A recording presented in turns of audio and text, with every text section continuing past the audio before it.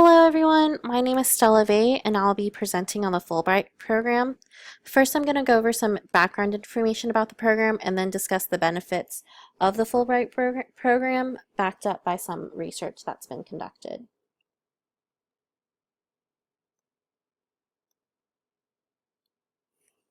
So the founder of the program was Senator J. William Fulbright. He was the senator for the state of Arkansas.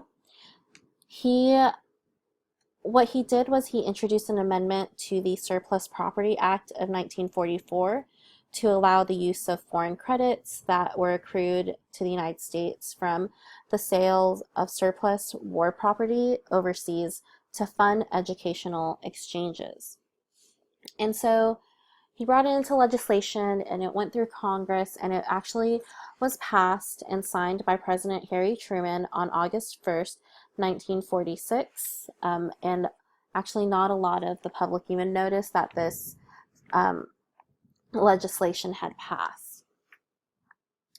And so what you'll find that's really beneficial to the program is that it creates an educational and cultural exchange opportunity, and it helps create ties between the home and host institution.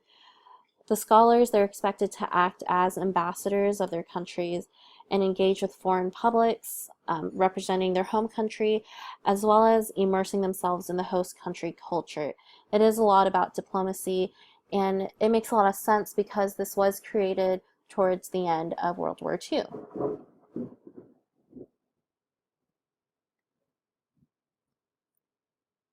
And so the Fulbright program has established itself among other high-profile scholarship programs around the globe, and it actually has over 156,000 alumni all over the world.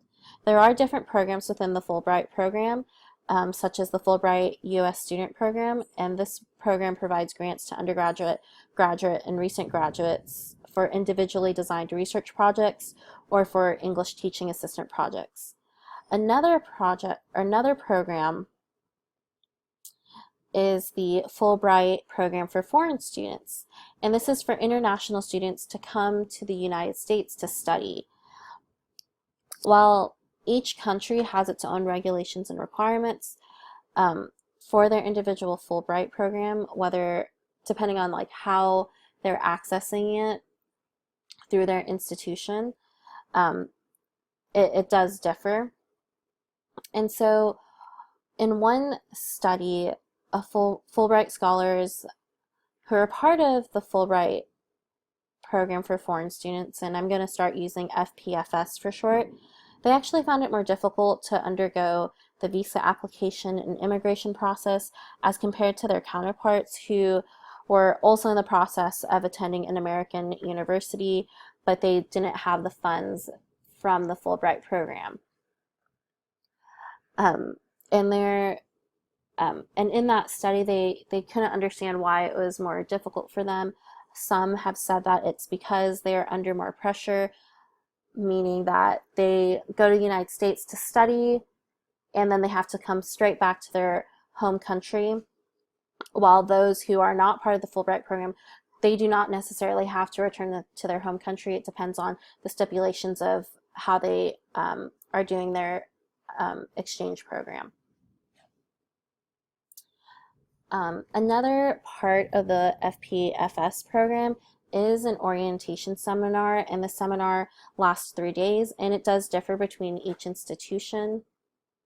And so in this case, the seminar lasted 3 days, and it really is an opportunity to lessen the culture shock to these scholars.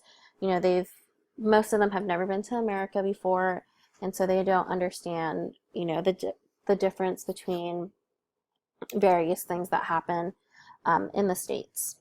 And it also gives the chance for the scholars to become acquainted with one another, especially since they'll be creating these relationships, you know, to have that support when they're feeling homesick or anything like that.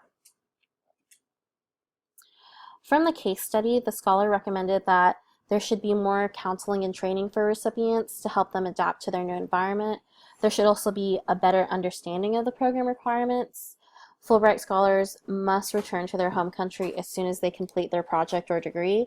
Some scholars feel at a loss towards the end of their degree because while they want to pursue a career in their host country, the program does not allow them to do so.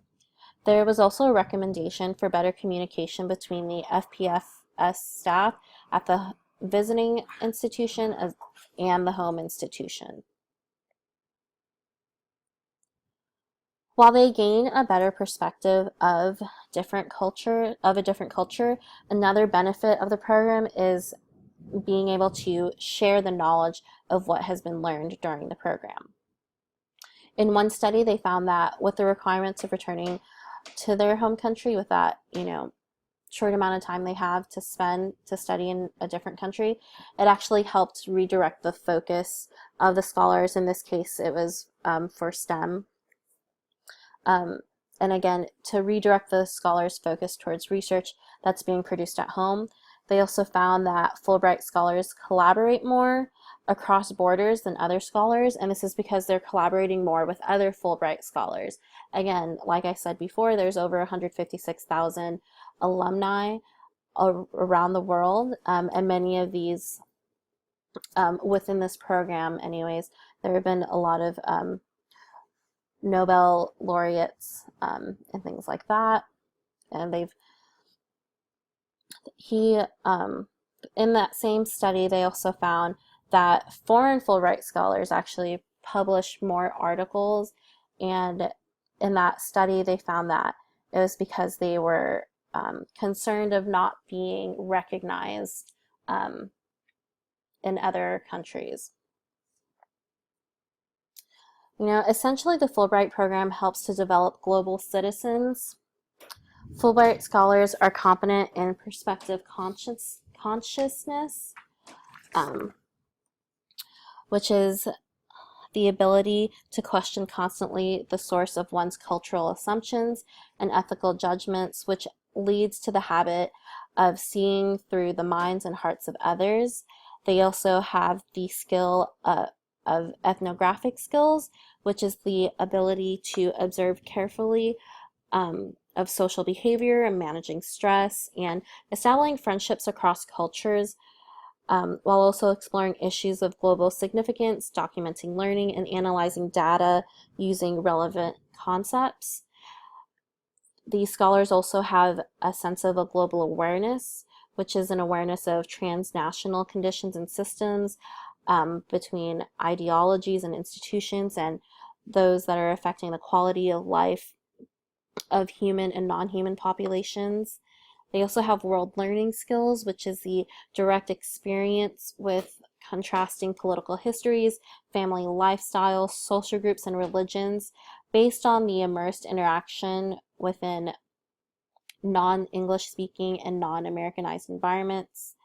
Scholars also have a foreign language proficiency, meaning they are able to use the language of another culture. And they also have something called affective development, which is the capacity to demonstrate personal qualities of the heart, such as empathy, humility, flexibility, and things like that. And so honestly, this program is beneficial to any student as well as any faculty who are eager to learn about another culture. There are various programs within the Fulbright program, and they also do have different requirements for those programs. And so these are some of the resources or references that I used. One resource I would definitely utilize is the Fulbright website, which goes into details about their other programs and the history behind it. If you have any questions, please feel free to email me. Thank you.